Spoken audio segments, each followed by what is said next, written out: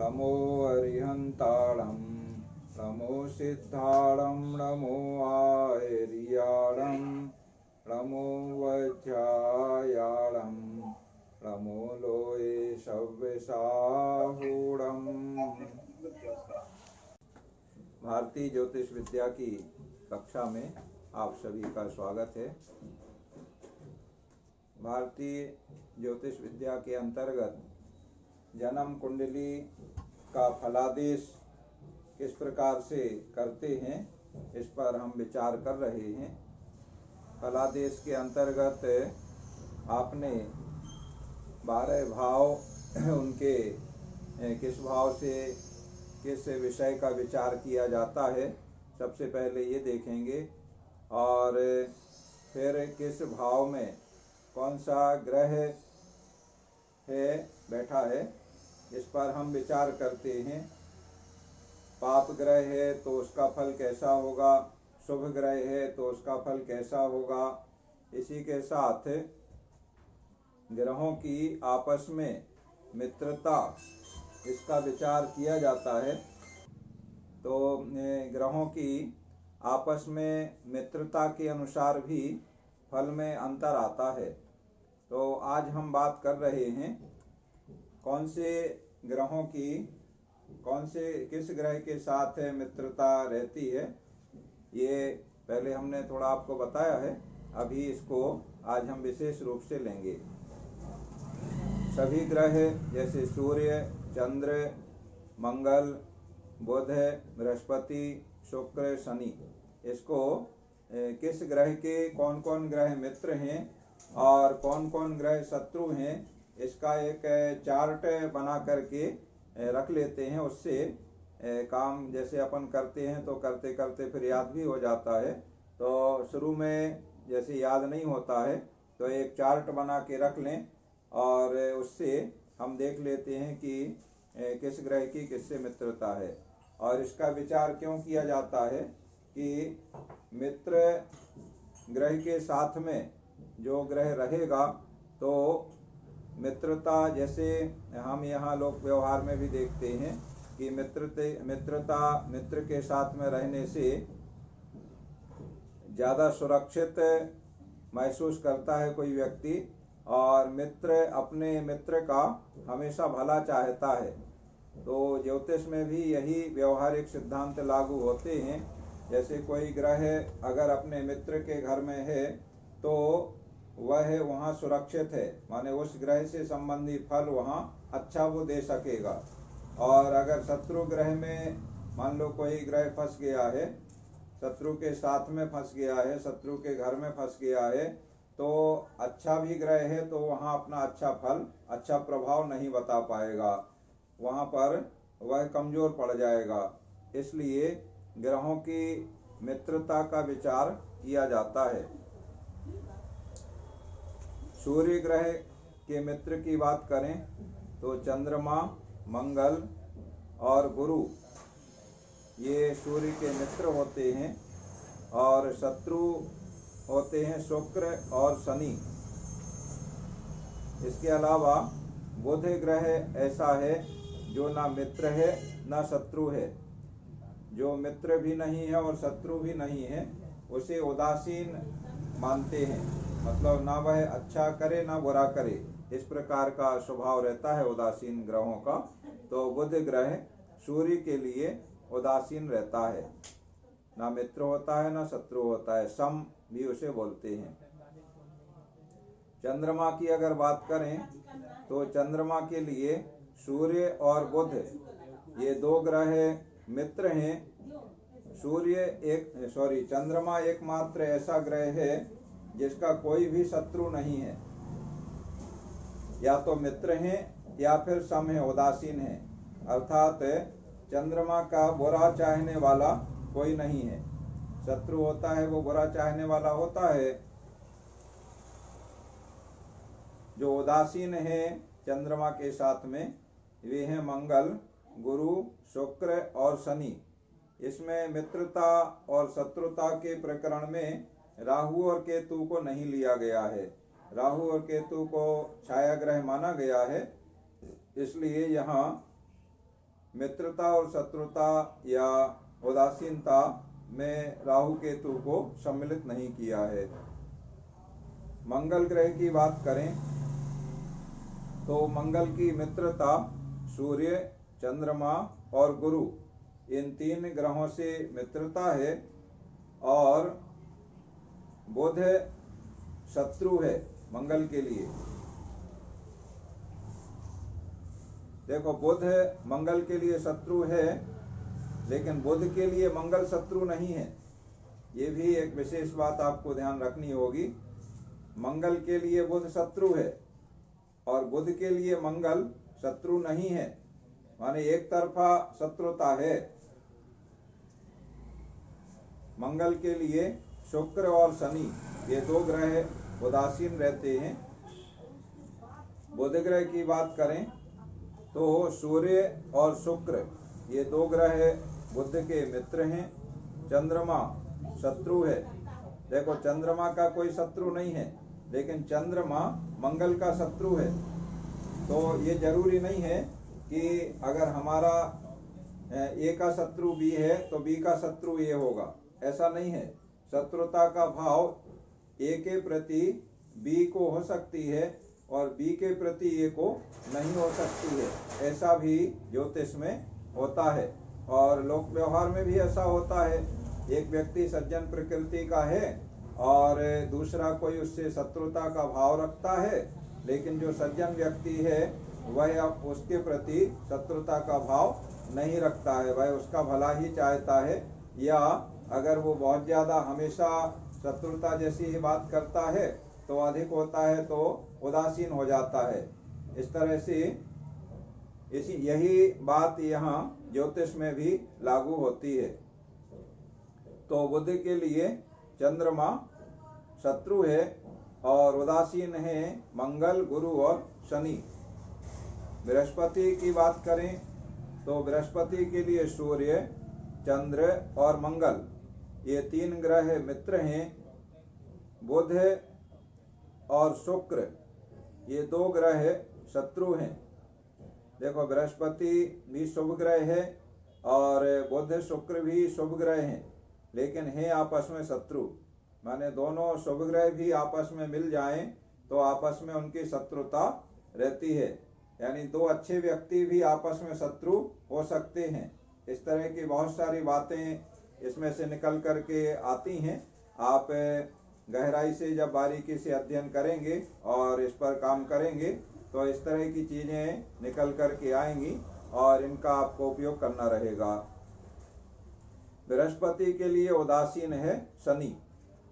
अब शुक्र ग्रह की बात करें तो शुक्र के लिए मित्र हैं बुध और शनि। देखो, शनि अपने आप में क्रूर ग्रह होता है, लेकिन शनि की शुक्र के साथ में मित्रता है। इसीलिए हम किसी पाप ग्रह को कहीं देख करके एक तरफा फलादेश नहीं कर सकते हैं। बहुत सारे अन्य संयोगों पर भी हमें विचार करना होगा और सभी संयोग, सभी योग, इन सारी चीजों को देखने के बाद फिर हम फाइनल कोई भी निर्णय पे पहुंचेंगे और तब उसका हम फलादेश करेंगे। तो इस तरह से किया गया हमारा फलादेश सही प्रतिफल देता है। रिजल्ट हमारा बराबर जैसा बताया गया वैसा ही आता है। और अगर रिजल्ट में अंतर आ रहा है, कई बार ऐसा होता है, इसीलिए अक्सर ये कहा जाता है, कई लोग कहते हैं कि जो ज्योतिषीय गणनाएं होती हैं या ज्योतिषीय फलादेश होते हैं वो पूरी तरह सही नहीं होते हैं। ये बात ठीक है कि पूरी तरह 100% कभी सही नहीं निकलता है।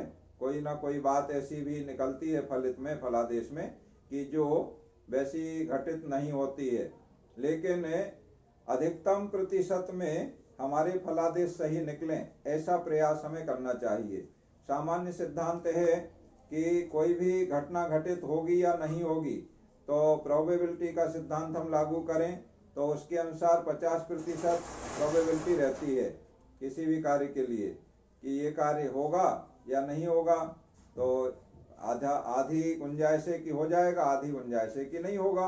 यानी 50% उम्मीद है कि हो जाएगा, 50% है कि नहीं होगा। तो ये तो सामान्य सी बात है, कोई भी कार्य में, सामान्य कार्यों में ऐसा लागू होता है। तो ज्योतिषीय गणना करके अगर हम फलादेश कर रहे हैं तो हमारा 50% से ऊपर 100% के बीच में कितने प्रतिशत फलादेश सही निकल रहा है, उतनी हमारी कुशलता और हमारी ज्ञान गुण गंभीरता कहलाएगी। तो हम प्रयास ये करें कि 75 से ऊपर तो हमारा जाना ही चाहिए। अगर हमने 100 लोगों के लिए कोई बात बताई है, उनका फलादेश किया है, तो 75 लोगों का तो सही निकलना चाहिए। और 75 से ज़्यादा 80, 85, 90, 95 ऐसे हम आगे बढ़ें। तो ये आगे बढ़ने के लिए आवश्यक होता है, जैसे ये ज्योतिष विद्या देवीय ज्ञान कहलाता है, तो इसके लिए हमारी आस्था, अपने जो इष्ट देव हैं उनके प्रति श्रद्धा और विश्वास, और अपने कर्म करने के प्रति विश्वास, कर्म के प्रति उत्साह, तो थोड़ा समय देते हुए और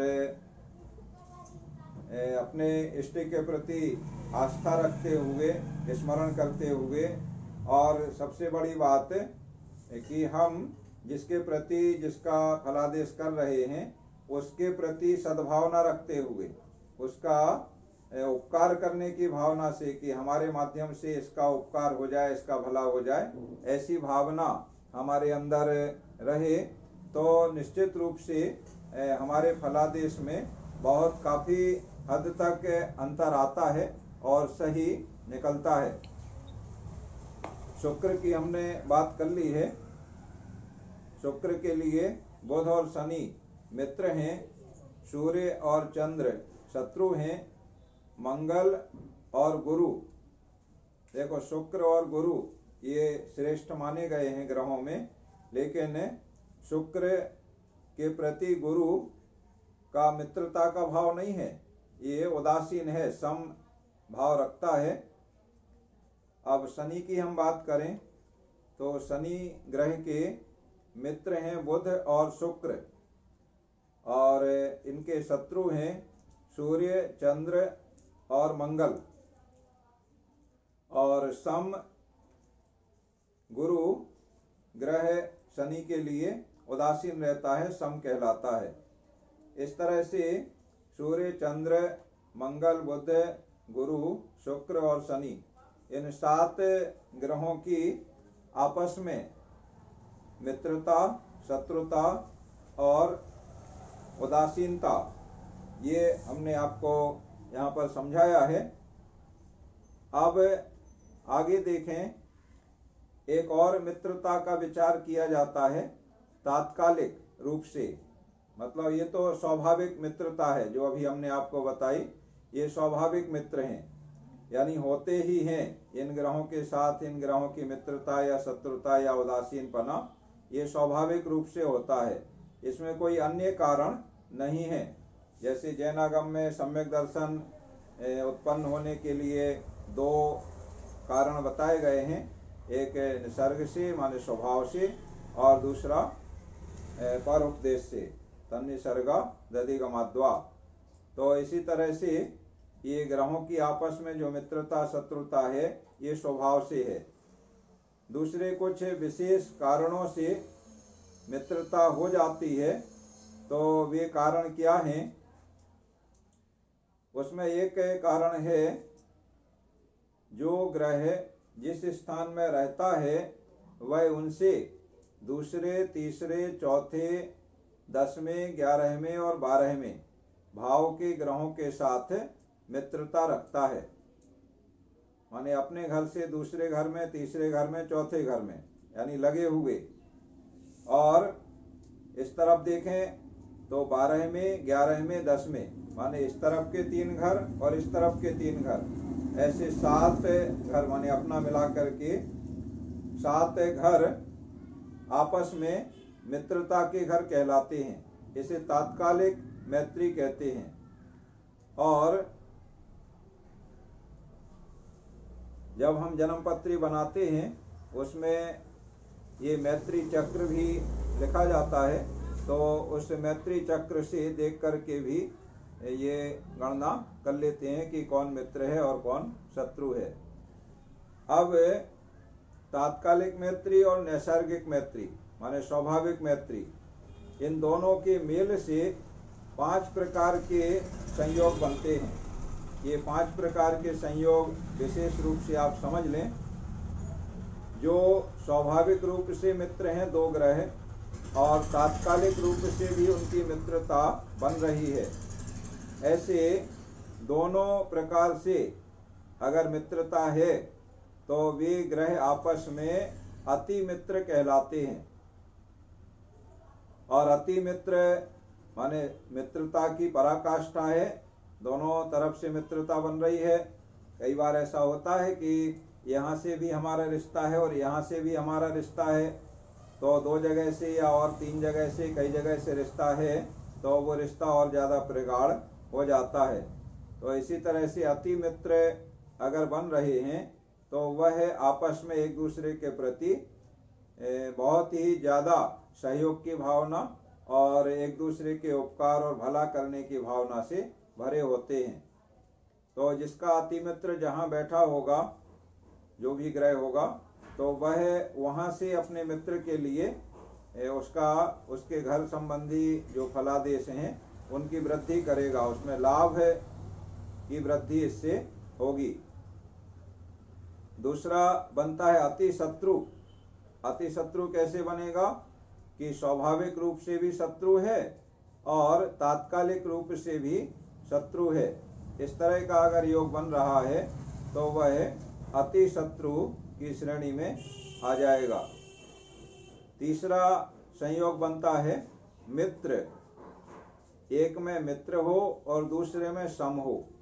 जैसे तात्कालिक मैत्री में मित्रता आ रही है, दूसरे तीसरे चौथे घर में है, या उस तरफ देखें तो 12 में 11 में 10वें घर में है, तो तात्कालिक मित्रता बन रही है।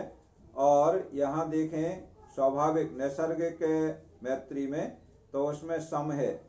इस तरह से एक में मित्र और दूसरे में सम होने से मित्र की श्रेणी में आता है। और चौथा संयोग बनता है शत्रु। शत्रु कैसे बनता है? एक में सम हो और दूसरे में शत्रु हो। इस तरह का अगर योग बने तो वह आपस में शत्रु हो जाते हैं। और अंतिम 5वां संयोग बनता है उदासीन सम। उदासीन को ही सम कहते हैं, सम कहें या उदासीन कहें एक ही बात है। तो इस तरह का अगर योग बने, कैसे बनेगा? एक में शत्रु और दूसरे में मित्र, माने नैसर्गिक में या तात्कालिक में एक में शत्रु होगा और दूसरे में मित्र होगा। तो ऐसे मित्र और शत्रु का जब योग करेंगे तो वह सम की श्रेणी में आ जाएगा, या उदासीन उसे कहेंगे। इस तरह से ये 5 प्रकार का मित्रता का विचार किया जाता है। और इन 5 प्रकार के मित्रता के विचार में जैसा योग बन रहा है उस तरीके का फलादेश उन ग्रहों के संबंध से बनाया जाता है।